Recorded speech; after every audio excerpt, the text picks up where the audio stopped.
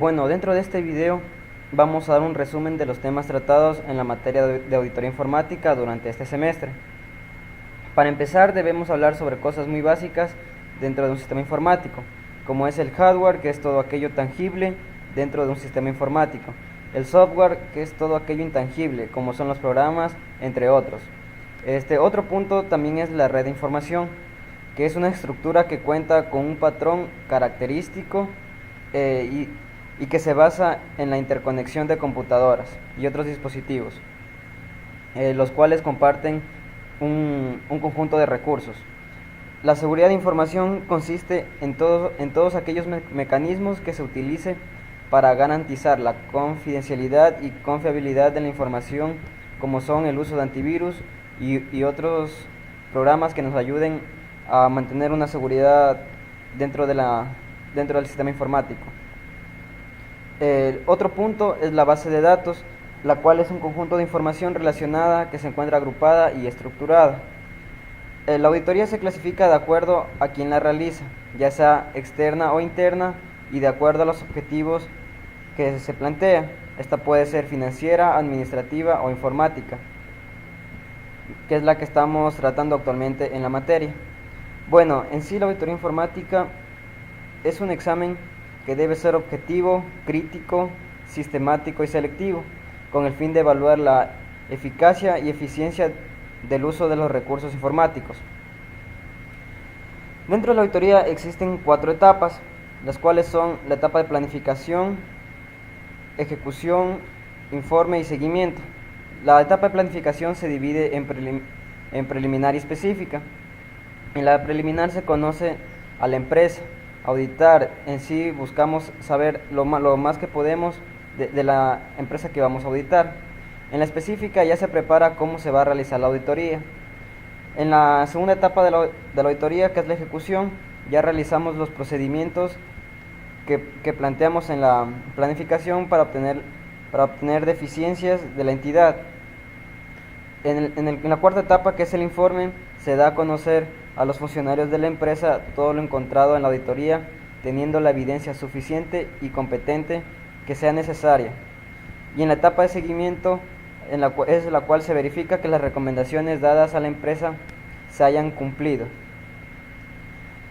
Dentro de la auditoría hay que realizar un control interno, el cual, según el informe COSO, son las normas, procedimientos, prácticas y estructuras organizativas que brinden seguridad razonable para cumplir con los objetivos de la empresa, ya que nos permiten corregir, prevenir o evitar posibles errores dentro de la entidad. Aquellos controles se clasifican en preventivo, detectivo y correctivo. El preventivo es en sí el control más caro, ya que este es difícil de utilizar, por lo que se busca evitar los errores antes de que sucedan. Los controles detectivos son aquellos que después de que sucedió el error permite ser detectado, y los controles correctivos buscan que el error que se detectó sean corregidos de una manera oportuna. Los controles básicos aplicables a todo procedimiento o actividad se refiere fundamentalmente a 4 controles, los cuales son procedimientos de autorización, que buscan asegurar que solo las transacciones legítimas sean realizadas dentro de la entidad. Los procedimientos de registros. Estos nos dicen que toda operación realizada en la empresa deben ser registradas oportunamente en el momento de que se realizó la transacción o la operación. Los procedimientos de custodia buscan que solo el personal autorizado tenga el acceso y uso de los archivos y registros.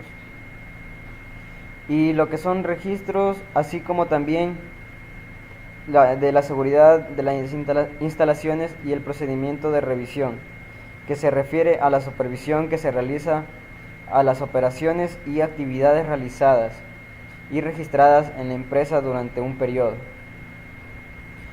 Bueno, para que el auditor elabore su certeza dentro de una auditoría, se basa en un 70% del control interno de la entidad, un 25% a lo que son pruebas sustantivas y un 5% al riesgo de detección. El auditor debe evaluar el control interno, ya que así se establecerá el grado de confiabilidad del control interno que mantiene la empresa. tomando en cuenta la administración de los recursos de tecnologías de información para asegurar que la empresa utilice tecnologías de la información y comunicación adecuadas para tener un mejor desempeño dentro de sus procesos diarios. La seguridad física y seguridad de la información, que nos garantice que la información es confidencial, íntegra y confiable para la empresa. El desarrollo y mantenimiento de sistemas de información, que nos ayuda a garantizar que los sistemas son los adecuados y brinden la seguridad necesaria. Y la continuidad del sistema informático de la entidad, que nos ayuda a reducir al mínimo la posibilidad de que ocurra un desastre en el sistema informático, para que de esta manera, si es que ocurre algún tipo de siniestro, se pueda asegurar la continuidad del negocio. Existen riesgos propios de realizar la auditoría. El riesgo inherente es aquel riesgo de que ocurran errores importantes generados por las características de la empresa. En sí, este riesgo nace con la entidad. El riesgo de control es aquel riesgo en el que existe la posibilidad de que a pesar de que existiendo errores de importancia no fueran detectados por los sistemas de control interno que maneja la empresa. El riesgo de detección es donde existe la posibilidad de que cualquier error de importancia y que no hubiera sido puesto de manifiesto por el sistema de control interno de la entidad no fuera a su vez detectado por la aplicación de las pruebas adecuadas de auditoría. Y el riesgo de auditoría es aquel que existe en todo momento, por lo cual genera la posibilidad de que el auditor emita una información errada por el hecho de no haber detectado errores o faltas significativas que podría modificar por completo su opinión dada dentro del informe de auditoría. Los métodos de evaluación del control interno son cuestionarios, diagramas de flujo, descripciones narrativas y muestreo estadístico. Diagramas de flujo, descripciones narrativas y muestreo estadístico. El cuestionario son herramientas de fácil aplicación que brindan rapidez en los resultados y son precisos. Estos cuestionarios deben ser contestados por personas responsables de las distintas áreas objeto de examen. En sí no existe una regla fija establecida donde diga que se debe realizar. Existe un modelo de cuestionario para el control interno. Todo depende del criterio que tenga el auditor, de la cuenta que está evaluando y el tipo de empresa. Los diagramas. Los diagramas en sí son un modelo gráfico que representa en forma esquematizada y simplificada alguna relación o fenómeno administrativo de organización o procedimientos, entre otros. Por ejemplo, tenemos los diagramas de flujos. Estas son representaciones gráficas donde nosotros emitimos un proceso mediante las figuras geométricas que cada una tiene un significado. Las descripciones narrativas. Estas se refieren a la presentación en forma de relato de las actividades del ente. Estos indican una secuencia de cada operación. Las personas que participan, los informes que resultan de cada procesamiento en forma de descripción simple sin utilización de gráfico. Es necesario para este tipo de descripción narrativa emplear un lenguaje que sea apropiado. Una vez que se evalúa el control interno, tenemos como resultado el informe o carta de control interno. Como segundo punto, el conocimiento a la máxima autoridad. Tercer punto, la ponderación de la deficiencia para tener porcentaje de confiabilidad de los controles. Y cuarto punto es la determinación de riesgos. Por ejemplo, por tipo de órdenes, existencia de procedimientos, control de actividades, entre otras. Ahora vamos a hablar de lo que es el modelo COSO. El modelo COSO está enfocado en el desarrollo de manera eficiente y efectiva de los sistemas del control interno que se adapten a cambios en el entorno operativo y del negocio. Este busca mitigar los riesgos aceptables y apoyar la toma de decisiones. Los factores a considerar en el ambiente o entorno de control serán la integridad y los valores éticos, compromiso con la competencia, consejo de administración o comité de auditoría, filosofía y estilo operativo de los ejecutivos, la estructura organizacional y asignación de la utilidad y de responsabilidades, y por último, política y prácticas de recursos humanos. La evaluación de riesgos, esto se refiere a que cada unidad se enfrenta a diversos riesgos internos, y externos que deben ser evaluados. Una condición previa a la evaluación de riesgo es la identificación de los objetivos a los distintos niveles, los cuales deberán estar vinculados entre sí. Una condición previa a la evaluación de riesgo es la identificación de los objetivos y los distintos niveles, los cuales deberán estar vinculados entre sí. La evaluación de riesgos consiste en identificar y analizar los riesgos relevantes para la consecución de objetivos y sirve como base para determinar cómo deben ser gestionados. Y a su vez, estos dan cambios permanentes en el entorno. Será necesario que la empresa además disponga de mecanismos para identificar y afrontar los riesgos asociados al cambio. Las actividades de control, en cambio, son aquellas políticas, procedimientos, técnicas, prácticas y mecanismos que permiten a la dirección administrar y mitigar los riesgos identificados durante el proceso de evaluación de riesgos, para así asegurar que se lleven a cabo los lineamientos establecidos por ella. Las actividades de control se ejecutan en todos los niveles de la empresa y en cada una de las etapas de gestión, partiendo desde la elaboración de mapas de riesgo de acuerdo a lo que se señala en el punto anterior de evaluación de riesgos. La información y comunicación se refiere a identificar, recopilar y propagar información pertinente en tiempo y forma que permitan cumplir a cada funcionario con las responsabilidades de su cargo. Debe existir siempre una comunicación eficaz en un sentido amplio que fluya con todas las direcciones a través de todos los ámbitos de la empresa, tanto de forma ascendente como descendente. La supervisión. Ahora vamos a hablar acerca de los papeles de trabajo. Bueno, los papeles de trabajo son aquellos documentos que son elaborados por el auditor, los cuales servirán de evidencia para los análisis y comprobación y verificaciones e interpretaciones de la auditoría realizada. Los papeles de trabajo deben estar formulados con claridad y exactitud, considerando siempre los datos referentes al análisis, comprobación, opinión y conclusiones sobre los hechos, transacciones o situaciones detectadas. Entre los objetivos de los papeles de trabajo están proporcionar evidencia, suministrar la base para los informes, constituir una fuente de información concerniente, facilitar los medios para una revisión y ayudar al auditor en la conducción de su trabajo. Las características de los papeles de trabajo son: primero, deben contener índices, marcas y referencias adecuadas y resúmenes que sean necesarios. Segundo, deben estar fechados y firmados por el personal que los haya preparado.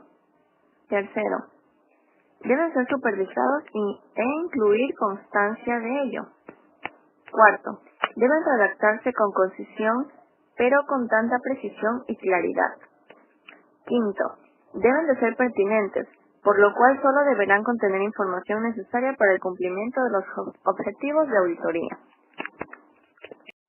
El archivo permanente se refiere a la información de la empresa a auditar, como por ejemplo aquí se puede detallar lo que es misión, visión, objetivos, la estructura organizacional, aquellos reglamentos que posea la empresa. Mientras que el archivo corriente se refiere a los papeles de trabajo, como son las cédulas narrativas, cédulas analíticas, las cédulas narrativas, cédulas analíticas, cédulas de informe, cédulas de observación, cédulas de seguimiento, e incluso los hallazgos. La estructura de las cédulas de auditoría son: primero, el encabezado. El encabezado debe contener la clave o índice de la cédula, la cual permitirá clasificar y ordenar de manera lógica los papeles de trabajo. El gobierno de tecnologías de la información es el conjunto de acciones que realiza el área de tecnologías de la información en coordinación con la alta dirección para movilizar sus recursos de la forma más eficiente en respuesta a requisitos regulatorios, operativos y del negocio. Bueno, en sí este consiste en una estructura de relaciones y procesos destinados a dirigir y controlar la empresa. Su finalidad es alcanzar sus objetivos y añadir valor mientras se equilibren los riesgos y el entorno sobre tecnologías de la información y sus procesos. Esta en sí es una metodología de trabajo. Se orienta a proveer estructuras que unen los procesos de tecnologías de la información, recursos de tecnologías de la información e información. El Comité de Auditoría es una unidad de staff que ayuda a la mejora continua de la empresa. Esta asegura y apoya a la función tanto de la auditoría interna como la externa. Esta es una unidad de consulta, de asesoría y apoyo para la administración. Las responsabilidades que tiene este comité de auditoría son, primero, la información financiera; segundo, el gobierno corporativo; tercero, el control corporativo; y cuarto, Ahora vamos a hablar acerca del COVID. Bueno, el COVID, para empezar, es una guía para mejores prácticas dirigidas al control y supervisión de la tecnología de información. Este establece principios y habilitadores genéricos que son útiles para empresas de todos los tamaños y giros. Los principios del COVID son: satisfacer necesidades, cubrir la empresa de extremo a extremo, aplicar un solo marco integrado, habilitar un enfoque holístico y separar el gobierno de administración. Los procesos principales del riesgo del proceso de COVID son: asegurar la optimización del riesgo y gestionar el riesgo. El asegurar la optimización del riesgo se refiere a definir y comunicar los riesgos. También este de aquí gestiona de manera efectiva y eficiente los riesgos críticos y asegura que los riesgos relacionados con tecnologías de la información no excedan su apetito de riesgo. La gestión del riesgo se refiere en cambio a la recolección de datos apropiados asociados al análisis de riesgos. Estos mantienen la ISO 27000. Este es un conjunto de estándares desarrollados o en fase de desarrollo. Estos proporcionan un marco de gestión de la seguridad de la información utilizable para cualquier tipo de organización, tanto pública como privada, ya sea del tamaño grande o pequeño. Los beneficios que trae la aplicación de la ISO 27000 son: garantía independiente de los controles internos, demostrar que se respetan las leyes y normativas que sean de aplicación, demostrar a los clientes que la seguridad de su información es primordial, verifica que los riesgos de la organización estén correctamente identificados, y el proceso de evaluación. Los hallazgos son hechos relevantes que se constituyen en un resultado determinante en una auditoría, al comparar la condición con el criterio. La evidencia que sustenta el hallazgo debe estar disponible y desarrollado de forma lógica, clara y objetiva, en lo que se puede observar una narración coherente de los hechos. Los atributos que debe poseer la evidencia debe ser: suficiente, competente, pertinente o relevante. La suficiencia se refiere al volumen o cantidad de la evidencia, tanto sus cualidades de pertinencia y competencia. La competencia, en cambio, asciende a evaluar la competencia de la evidencia. El auditor debe considerar si existen razones para dudar de su validez o su integridad. Deben ser fuentes confiables de documentos originales. Cuando más efectivo sea el control interno, más válidas serán las copias. La pertinencia y la relevancia es aquella evidencia significativa relacionada con el hallazgo específicamente. Los atributos que debe poseer un hallazgo son: título, condición, criterio, efecto, causa, conclusión y recomendaciones. El título debe contener en forma negativa un resumen de la deficiencia encontrada. La condición se refiere a la situación actual encontrada por el auditor al examinar un área, actividad, función u operación extendida como lo que es. El criterio comprende la concepción de lo que debe ser, con lo que el auditor mide la condición del hecho o situación. El efecto es el resultado adverso o potencial de la condición encontrada. Generalmente este representa pérdidas en términos monetarios originados por el incumplimiento para el logro de la meta, fines y objetivos institucionales. La causa es la razón básica o razones por las cuales ocurrió la condición o también el motivo de incumplimiento del criterio de la norma. Su identificación requiere de la habilidad y buen juicio del auditor y es indispensable para el desarrollo de una recomendación constructiva que prevenga la recurrencia de una condición. La conclusión está compuesta por lo que es la condición, causa y efecto. Y por último, la recomendación o recomendaciones, que esta está basada en contrarrestar la causa dirigida al personal que pueda solucionar el problema. Las recomendaciones no siempre va a ir para la máxima autoridad, sino para aquella persona, ya sea el jefe del área, para poder contrarrestar aquella deficiencia. La comunicación de resultados de los hallazgos.